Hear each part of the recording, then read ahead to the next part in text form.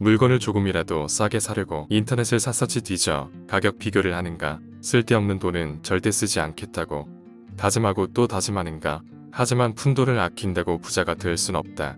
갈수록 더 큰 부를 거머쥐는 사람들의 공통점은 무엇일까? 일단 돈에 대한 생각이 뚜렷하다. 그리고 그들 모두가 인품이 단정하여 행동거지나 생활 태도에 태만이나 해이함이 전혀 없다. 비싸지 않은 물건도 똑같이 소중하게 다룬다. 현재의 수입에 전혀 만족하지 못하거나 불만투성이인 현실을 벗어나기 위해 필사적으로 노력하는 사람이 많다. 그러나 아무리 노력해도 기대한 만큼 성과가 나지 않는다면 어떻게 해야 하는가? 그렇다면 노력의 방향이 조금 잘못된 것은 아닌지 생각해 봐야 한다. 수입을 늘리기 위해 애쓰는 것도 중요하지만 지금의 생활 방식을 점검하고 마음의 틈새를 메우는 것이 더 중요하다. 그래야 자신의 생활을 구석구석 야무지게 단속할 수 있다. 해이한 생활 습관을 즉시 고치지 않으면 미래의 당시를 기다리는 것은 경제적 파산, 가정 파탄, 인생 파탄일지도 모른다. 파산의 싹은 지금 즉시 잘라버려야 한다. 이 책을 통해 당신의 삶을 단정한 삶으로, 즉 부자가 되는 방향으로 전환하자. 1. 돈에게 신뢰되는 말을 하지 않는다. 급여가 쥐꼬리만 하다. 라는 신세타령은 셀러리맨의 변함없는 수런시다. 이런 한타는 주변 분위기를 어둡게 만든다. 그리고 분위기가 어두워지면 기운도 정체되어 돈과의 관계가 악화될 뿐이다. 돈은 밝은 분위기, 긍정적인 곳으로 모여든다. 불만을 입에 담기보다 일단 현재에 감사하라. 사람의 욕심은 한도 끝도 없다. 지금 안정적으로 일할 수 있는 회사가 있고 매월 꼬박꼬박 급여를 받는 것에 감사해야 한다. 불만을 늘어놓기 전에 현재의 상황에 진심으로 감사하다는 마음을 갖자. 불평불만에서 벗어나기 위한 노력은 쉽지 않다. 그러나 한번 시동이 걸리면 가속도가 붙는다. 감사한 마음을 갖는 단계까지 금세 도달할 수 있다. 감사는 돈을 벌기 위한 원동력이자 추진력이기도 하다. 급여가 적다고 불평하는 것은 더 나쁘다. 이것은 돈에 대한 가장 큰 신뢰라 해도 과언이 아니다. 무례한 말을 생각 없이 반복하면서 돈이 더 들어오기를 바라는 것은 이기적이다. 감사는 금전운을 끌어당긴다. 2. 돈을 쓸 때는 망설이지 않는다. 부자들은 돈을 쓰는 것이야말로 돈을 끌어당기는 최고의 방법임을 알고 있다. 그들은 쇼핑할 때 망설임이나 고민 없이 즉시 결정한다. 돈을 무척이나 시원하고 깔끔하게 쓴다. 돈이 있으니까 망설일 필요가 없겠지. 라는 생각은 섣부른 짐작이다. 그들이 망설이지 않는 것은 자신이 원하는 게 무엇인지 확실히 알기 때문이다. 반대로 정말 필요한 것, 갖고 싶은 것 외에는 눈길도 주지 않는다. 가난한 사람일수록 폭탄 세일, 초특가란 말을 그냥 지나치지 못한다. 시간 한정 세일이라는 말을 들으면 초조함이 엄습해 결국 지갑을 열고 만다. 둘의 차이는 돈이 있느냐 없느냐가 아니라 자신을 확실히 아느냐 모르느냐에 있다.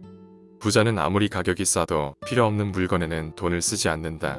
어디까지나 자신을 기준으로 판단한다. 그들은 자신만의 가치 기준이 명확해서 돈을 쓰는 우선순위가 확실하다. 충동구매의 실패에도 긍정적으로 해석한다. 부자들의 소비에는 또 하나의 특징이 있다. 풍족한 사람이라도 충동구매를 하면 후회할 때가 가끔 있다. 그럴 때도 그들은 기분을 금세 전환한다. 오늘은 좋은 공부를 했군이라거나 오히려 시야가 넓어졌는지도 몰라라고 생각한다. 어쨌든 이미 저지른 일이니 앞으로 더 크게 발전하는 계기로 삼자는 것이다. 이런 적극적인 자세야말로 부자가 되는데 꼭 필요한 자질이다. 돈을 버는데 교양은 필요 없다. 그러나 돈을 쓰는 데는 교양이 필요하다. 돈을 어떻게 쓰느냐를 보면 그 사람의 도량을 알 수 있다. 돈을 잘 쓰는 사람은 돈을 쓰는 행동을 통해 세계를 확장하고 인간관계를 풍요롭게 만든다. 3. 돈을 그저 모으려고만 하지 않는다. 누구나 돈을 많이 갖고 싶다라고 생각할 것이다. 실제로 은행에 돈을 착실히 넣고 있는 사람도 적지 않다. 저축이 많아도 풍요로움을 느끼지 못하는 이유는 사실 숫자란 어디까지나 하나의 기준에 불과하다. 사실 거액의 예금을 가진 사람은 대부분 고령자들이다. 그들은 병이 생겼을 때를 대비해 돈을 모아 놓아야 한다거나 나중에 요양시설에 들어가려면 돈이 필요하다는 이유로 예금에 손을 대지 않는다. 한 주간지 기사에 따르면 약 3억 원이 넘는 예금을 남기고 죽는 사람이 상당히 많다고 한다. 돈을 쓰지 않으면 생명력을 잃는다. 돈은 사회의 혈액이라는 말이 있다. 개인 경제에도 같은 원리가 적용된다. 돈을 많이 모으는 게 건전하다고 믿는 사람이 많다.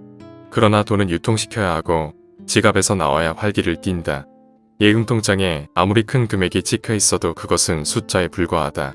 돈의 진짜 가치란 살아 움직일 때 비로소 발휘되기 때문이다. 혹시 그 사실을 생생하게 실감하는가? 풍족한 사람과 그렇지 못한 사람의 차이는 여기에 있다고 생각한다. 목표를 세우고 쓰기 위한 돈을 모으자. 물론 돈을 모으는 행위 자체를 부정할 생각은 털끝만큼도 없다. 문제는 모으는 방법이다. 돈의 본질은 모으는 것이 아니라 쓰는 데 있다. 즉, 쓰기 위해 모으는 게 아니라면 저축이란 결국 돈을 죽이는 일이다. 그러니 돈을 모으기 전에 목적을 확실히 정하자. 용도를 확실히 정한 예금은 살아있는 예금이 된다. 4. 자신에게 쓰는 돈을 아끼지 않는다. 부자는 자기 자신에게 돈을 적극적으로 쓴다. 그들 대부분은 이미 충분히 성공한 듯 보이지만 경영자를 위한 세미나나 강연에 시간을 내서 참석한다. 또는 회원제 클럽에 가입해 상류층 사람들과 어울리며 사교와 술을 즐기는 사람도 있다. 이렇게 자신에게 투자하다 보면 자기 자신뿐만 아니라 주변 인간관계의 수준까지 점점 높아진다. 자연스럽게 더 부유한 세계로 진입하게 되는 것이다. 자신에게 좀 더 투자하자. 자기 엄마의 돈을 쓰자. 경험과 추억에는 값을 매길 수 없다. 그 시점을 놓치지 않으려면 기회가 왔을 때 눈 딱 감고 투자해야 한다.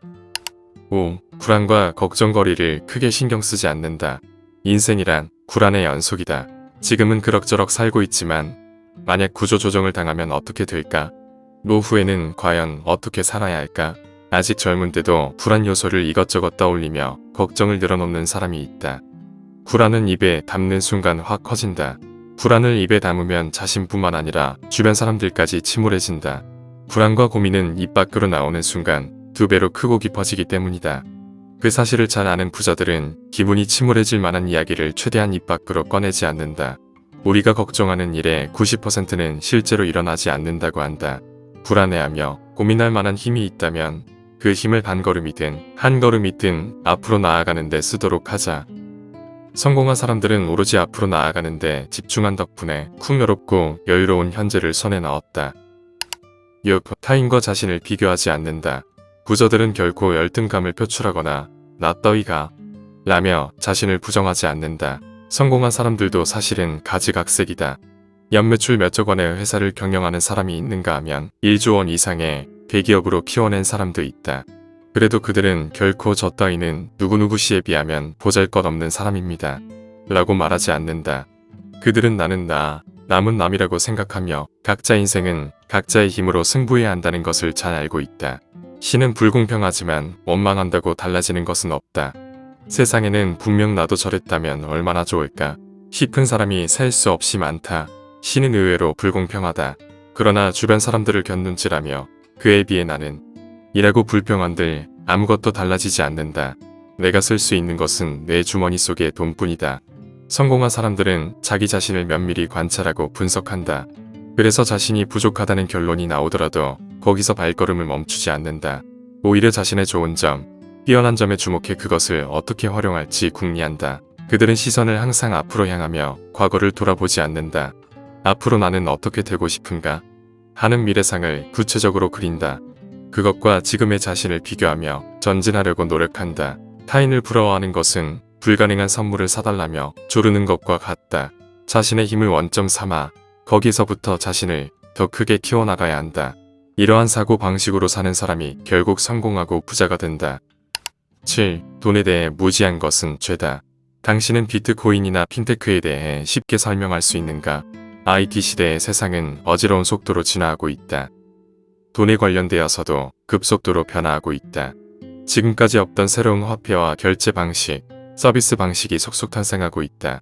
이것을 아느냐 모르느냐에 따라 돈을 활용하는 방식이 완전히 달라질 것이다.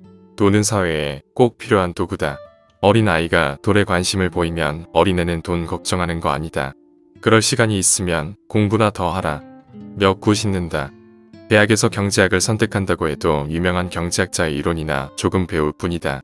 실제 생활이나 기업 경영 등 돈에 대한 구체적인 지식을 습득할 기회는 별로 없다. 여기에 돈 이야기를 하는 것은 천박하다는 풍조가 아직도 뿌리 깊다. 이래서는 돈에 대해 올바른 지식을 갖추기란 쉽지 않다. 돈을 많이 벌어서 부자가 되고 싶다면 당연히 돈에 대한 지식이 필요하다. 실제로 부자들은 경제와 재무에 밝다. 즉, 돈에 대한 지식이 풍부하다. 그들은 세금의 구조나 절세 요령에도 해박하다. 재무 지식이 없는 사람과 재무 지식이 있는 사람은 세금을 내는 액수부터 크게 다르다. 부채에 관해서도 마찬가지다.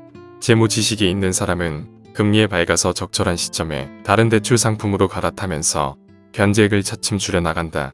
한편 돈에 대해 공부하지 않는 사람은 대출을 한 번 받고 나면 30년 넘게 그대로 내버려 두는 경우가 많다. 시간이 지나면서 경제 환경이 여러 번 바뀌는데도 그들은 자신이 그 변동과 무관하다고 생각한다. 돈에 집착하면서도 돈에 대한 지식을 습득하려 하지 않는 사람은 손해를 보기 마련이다.